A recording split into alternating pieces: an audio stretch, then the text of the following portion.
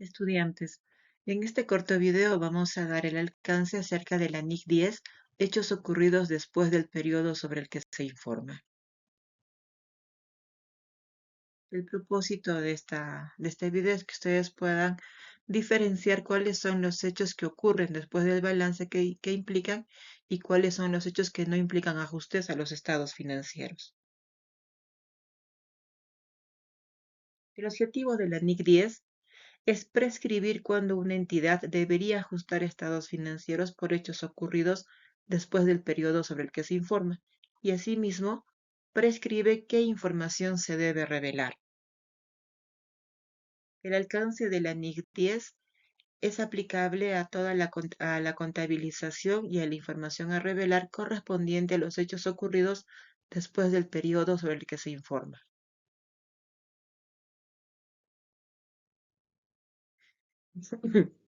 ¿Qué son los hechos ocurridos después del periodo sobre el que se informa? Son todos aquellos eventos que implican o no implican ajustes, que pueden ser favorables o desfavorables a la empresa. Hechos posteriores. Son aquellos hechos que ocurren entre la fecha del estado de situación financiera y la fecha en la que los estados financieros son autorizados a emitirse. Dos fechas importantes.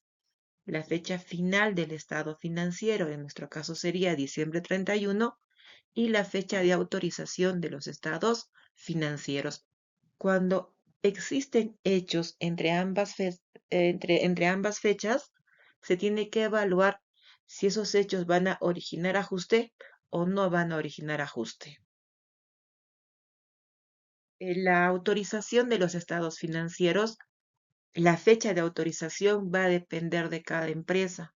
Puede ser variable dependiendo de la estructura administrativa de la organización, dependiendo de los requerimientos legales y estatutarios o de los procedimientos para la preparación y finalización de los estados financieros. Quiere decir que una vez que hemos cerrado estados financieros a diciembre 31, estos estados financieros antes de su publicación tienen que ser aprobados ya sea por la gerencia o ya sea por un directorio eh, o por la autoridad correspondiente. Por ejemplo, si es una sociedad anónima, probablemente va a tener una junta de accionistas y una gerencia. En el estatuto se debe decir quién aprueba los estados financieros, la gerencia o la junta de accionistas. Si fuera la junta de accionistas, entonces a los contadores nos corresponde presentar la información financiera a los accionistas en la fecha que ellos consideren o nos indiquen para hacerlo. Y si fuera la gerencia o alguna otra autoridad correspondiente, igual vamos a presentar la información financiera ante estas personas en la fecha que se nos indique. ¿Cuáles son los hechos que implicarían ajuste? Son aquellos hechos que son retroactivos a diciembre 31, eventos que ocurrieron antes del periodo que se informa y que se confirman después de la preparación de los estados financieros, pero antes de su aprobación. Eventos que requieren ajuste de los importes reconocidos y reconocimiento de partidas no reconocidas con anterioridad. En este caso podría ser, por ejemplo, la corrección de un error. En la NIJ 8 hemos visto la corrección de errores de periodos anteriores. ¿Qué sucede, por ejemplo, si a diciembre 31 cerramos estados financieros y nos hemos dado cuenta que no hemos anotado la salida de productos que ya han sido entregados al cliente? Es decir, perdón, es decir, hemos hecho una venta a un cliente y no le hemos dado salida, no hemos anotado en el CARD correspondiente la salida de los productos. ¿A dónde o qué implica esto? Implicaría que nuestro costo de ventas esté errado. Si nos damos cuenta del hecho antes de la aprobación de los estados financieros, vamos a regresar a diciembre 31 a hacer la corrección correspondiente. Por eso dice reconocimiento de partidas no reconocidas con anterioridad. ¿Qué sucede si ya se han aprobado los estados financieros en este mismo ejemplo? Bueno, ese error se va a corregir en el periodo actual, es decir, ya no hay forma de volver a diciembre 31 del año anterior para el reconocimiento del asiento por el costo de ventas. ¿Cuáles son los hechos que implican ajuste? Por ejemplo, la resolución de un litigio judicial, el descubrimiento de un fraude o un error, el que les mencionaba, la quiebra de un cliente, venta posterior de inventarios con pérdida. ¿Cuáles son los hechos que no implican ajuste? Estos hechos van a originar revelaciones en las notas y se produjeron después del periodo que se informa. Por ejemplo, la reducción del valor de mercado de las inversiones, la combinación de negocios, el anuncio de un plan de descontinuación de operaciones o la destrucción de activos por incendios o por hechos fortuitos. En el caso, por ejemplo, de la reducción del valor de mercado de las inversiones, nosotros en la empresa no podemos prever que las acciones van a disminuir. Entonces, es un hecho que sí puede afectar la información del año anterior, pero que los vamos a revelar en las notas de estados financieros, pero no hacemos ningún ajuste en los estados ya elaborados. O la destrucción de activos por incendio, o de pronto el robo de nuestros activos. Imagínense ustedes que es una empresa tipo macro que tiene mercaderías y que a diciembre 31 ha cerrado los estados financieros. Esos estados financieros van a ser presentados a la gerencia para su aprobación recién el 16 de febrero. Entonces, entre enero y febrero 16, puede haber ocurrido, por ejemplo, el 10 de febrero, un robo de mercaderías en macro. Este robo de mercaderías implica ajuste en el estado financiero 2024. No, porque nosotros no podíamos prever que nos roben las mercaderías, pero sí vamos a revelar en las notas a los estados financieros cómo afecta este robo a la empresa, ¿no? En términos del balance general, en términos de los resultados, pero no hacemos ningún ajuste. Otro hecho que no implica ajuste viene a ser el caso del pago de los dividendos.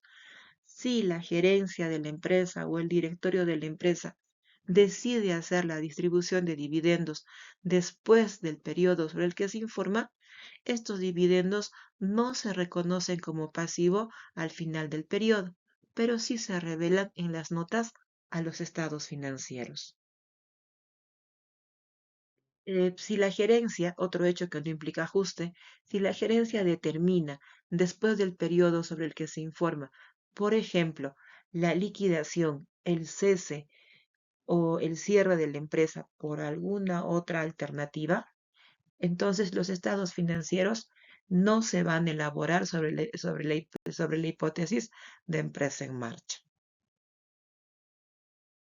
Finalmente, ¿qué información se debe revelar? Se debe revelar, de acuerdo a la NIC 10, la fecha y responsable de la información que se va a revelar. O sea, qué día se está haciendo esa revelación y quién es el responsable de ese evento. La actualización, es decir, cómo se actualizarían los estados financieros con esa información. Y finalmente, cuál ha sido la naturaleza del evento. En el caso, por ejemplo, de la disminución del valor de nuestras acciones. Entonces, si eso ha ocurrido antes que se aprueben los estados financieros, no se hace el ajuste a los estados ya preparados, pero sí en las notas de información a los estados financieros se revela el hecho, considerando la fecha y el responsable de esta información, la actualización de la información y la naturaleza del evento. Es decir, en alguna nota se tendrá que poner al 15 de febrero las acciones de la empresa han disminuido sustancialmente en un 30%.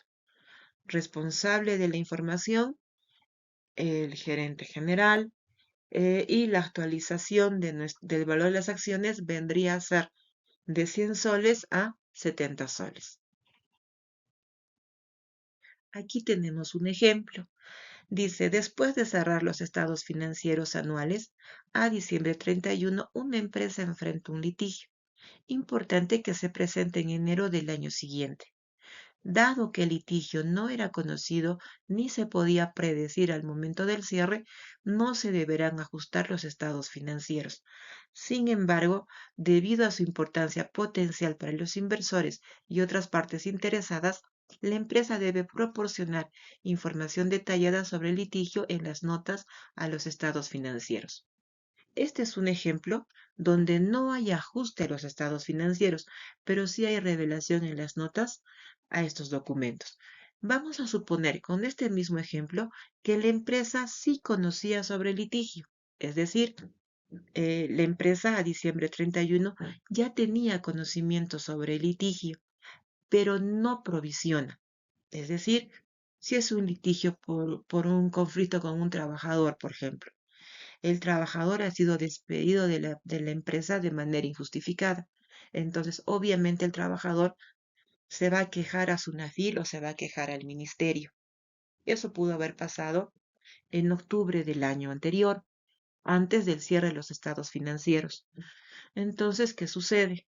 El trabajador se queja a SUNAFIL y SUNAFIL comunica a la empresa de este litigio, no sé, el 13 de noviembre del año anterior. Entonces, el contador de la empresa sabe del litigio, pero no provisiona. No provisiona porque de pronto le han dicho, no te preocupes, no pasa nada, vamos a ganar como empresa, la denuncia del trabajador no va. Entonces, el, eh, el contador, frente a estos argumentos, dice, pues no provisiono el conflicto de litigio, no lo voy a provisionar, pese a que tiene el antecedente de que ya Sunafil le ha mandado una demanda a la empresa, donde le está pidiendo una indemnización al trabajador por 15.000 soles, suponiendo. No se provisiona. ¿Qué sucede? De repente, en este caso, ¿no? A diciembre del año siguiente viene un segundo comunicado de Sunafil donde ya no solamente es un aviso de litigio, sino ya está viniendo una sentencia previa de Sunafil donde exige a la empresa el pago del litigio. En este caso, ¿qué deberíamos hacer? Considerando que a enero todavía no se han autorizado los estados financieros, la empresa tendría que rehacer los estados financieros a diciembre 31 y hacer la provisión de litigio. ¿Por qué hacer la provisión de litigio? Porque a diciembre 31 ya se conocía que teníamos una demanda en Sunafil. No se hizo la provisión porque según el asesor legal y, no sé, algunas amistades, nos dijeron que el litigio no procedía y que el trabajador no iba no iba a obtener ninguna indemnización de la empresa. Entonces decidimos no hacer la provisión. Pero ya en enero, ya Sunafil manda un segundo comunicado donde nos dice, señores, ustedes se les mandó un comunicado en noviembre, no se han apersonado, no han hecho caso y ahora se les manda un segundo comunicado donde ya no solamente se les avisa del litigio, sino también se les hace conocer que ustedes tienen que pagarle al trabajador esta suma de dinero. O sea, allí ya nosotros como contadores nos ponemos más alertas y pensamos, ¿debimos hacer la provisión en el año anterior? Sí, sí correspondía hacer la provisión. Entonces, vamos a regresar a los estados financieros a diciembre 31 y vamos a hacer el asiento por la provisión de litigio. Posiblemente utilizaremos una cuenta 68 contra una cuenta 48. Provisión por litigio. Así de esa forma, estamos haciendo el ajuste a la información financiera del año pasado. Y de repente se están preguntando, ¿y por qué no hacer la provisión en este año? Porque el litigio inició el año anterior, no inició este año. Uno. Dos, tenemos la ventaja de que los estados financieros todavía no han sido autorizados. Y entonces ajustamos los estados financieros del periodo anterior. ¿Qué hubiera sucedido si supongamos preparamos información financiera a diciembre 31 y al 3 de enero, así súper rápido, ya se aprobaron los estados financieros y nos llega la segunda demanda de SUNAFIL el día 5 de enero? En ese caso, ¿hacemos ajuste a los estados financieros? Ya no podemos hacer ajuste. Allí sí vamos a reconocer este, este hecho, vamos a tomarlo como una corrección de error, porque el asiento por la provisión debió ser el año pasado. Pero como no lo hicimos, lo hacemos en este año y hacemos una corrección de error por omisión. Afectamos a los resultados del año anterior. Muy bien, estudiantes. Espero que el video les esté sirviendo. Nos encontramos el día viernes con las preguntas correspondientes para poder avanzar algunos ejemplos más y podamos entender de mejor manera la NIC 10. Muchas gracias.